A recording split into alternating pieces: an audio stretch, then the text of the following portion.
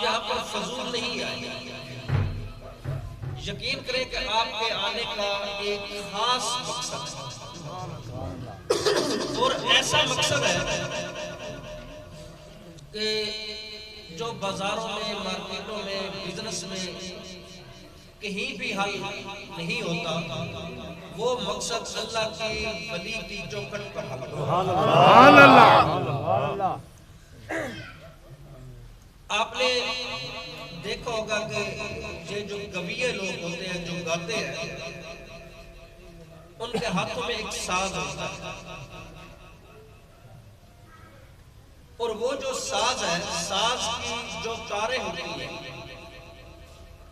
وہ خشک چیز کی بنی ہوتی ہے، ان کے اندر کوئی جان نہیں ہوتی، ان کے اندر روح نہیں ہوتی، لیکن جب وہ سارنگی ساز کو چلاتا ہے تو سننے والے لوگوں کے دلوں پر مستی آ جاتی ہے، ان کی دل کی کیفیت بدل جاتی ہے۔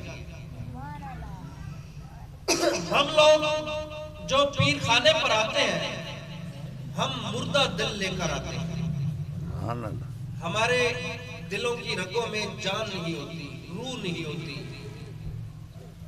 جب مرشد کے در پر آتے ہیں تو آپ کے دل کی رگوں کو، آپ کے دل کی تاروں کو جب مرشد ہلاتا ہے تو پھر اندر سے الا اللہ کی آوازیں آتی ہیں۔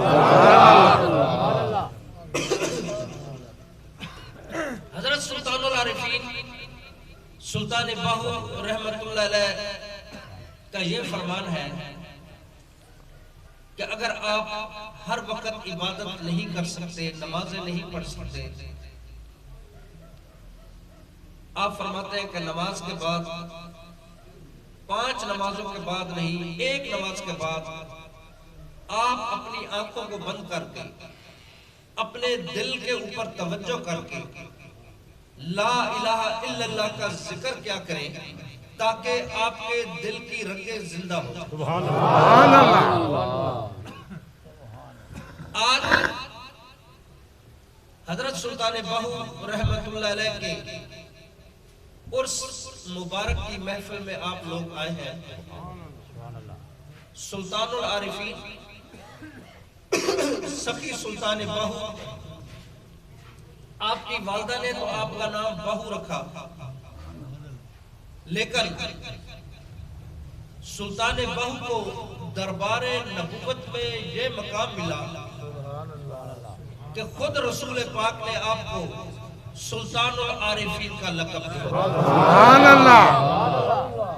دنیا میں جب کوئی شخص اچھا کام کرتا ہے تو وقت کا وزیر اعظم، وزیر اعلیٰ، گورنر ان کو اچھے اعزاز سے نوازتے ہیں، لیکن سلطان باہو کو یہ اعزاز کسی گورنر، کسی وزیر اعلیٰ، وزیر اعظم نے نہیں دیا، اس ہستی نے یہ اعزاز دیا ہے جن کا نام رحمت للعالمین ہے۔ سبحان اللہ۔ آپ نے حضرت سلطان باہو کو کون سا لقب دیا؟ فرمایا کہ باہو، تیری ماں نے تو تیرا نام باہو رکھا ہے، میں تجھے سلطان العارفین کا لقب دے رہا ہوں۔ سبحان اللہ۔ تو صرف عارف نہیں، عارفوں کا بھی سلطان ہے۔ سبحان اللہ۔ آج حقیقت میں حضرت سلطان باہو رحمت اللہ علیہ کو 337 سال ہو گئے وفات پائے ہوئے، آج آپ کا 337 سال کا عرس ہے۔ اور عرس کیا ہوتا ہے؟ عرس عروس سے بنا ہے، جس کا مقصد یہ ہے کہ محب اپنے محبوب سے جب ملاقات کرتا ہے تو اس کو عرس کہتے ہیں۔ اب یہ کتنی بڑی ملاقات ہے، کتنی بڑی ملاقات، کس سے ملاقات ہے کہ ولی وہ ہوتا ہے کہ جب اس کی روح دنیا سے پرواز کر جاتی ہے تو وہ قبر کے اندر اللہ پاک کی ذات کا دیدار کرتا ہے۔ سبحان اللہ۔ بعض لوگ تو یہ کہتے ہیں کہ مرنے کے بعد زندگی نہیں، حقیقت میں زندگی اس وقت بنی تھی جب یہ جسم نہیں،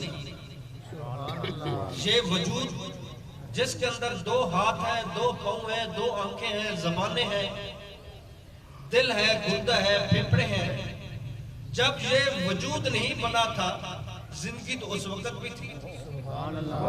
اس وقت جب یہ جسم نہیں بنا تھا اللہ پاک نے سب روحوں کو اکٹھا کر کے فرمایا کہ الستو بربکم، بتا تیرا رب کون ہے؟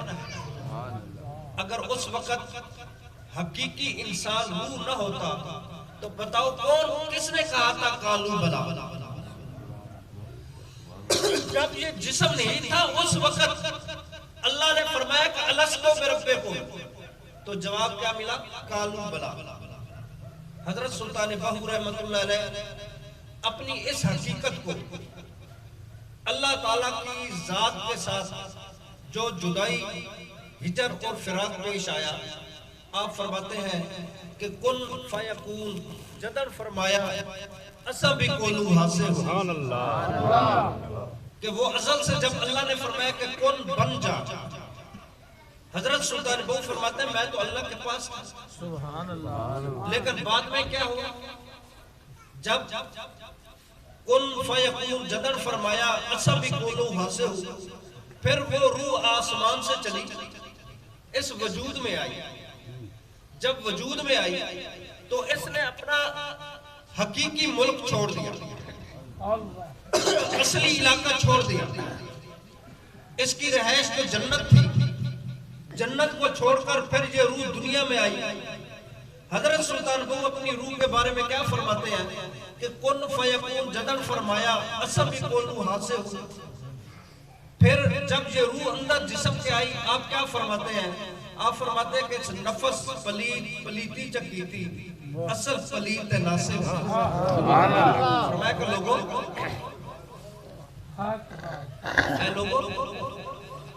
جب اس وجود کے اندر یہ روح آیا پھر حلال اور حرام کے مسائل شروع ہو گئے، پاک اور پلیتی کے مسائل شروع ہو گئے۔ فرماتے ہیں کہ اصل پلیت ناصب، روح اصل ہوتی ہے نا، فرمایا کہ حقیقت میں میں پاک ہوں، حقیقت میں میں پاک ہوں، اور آپ بڑے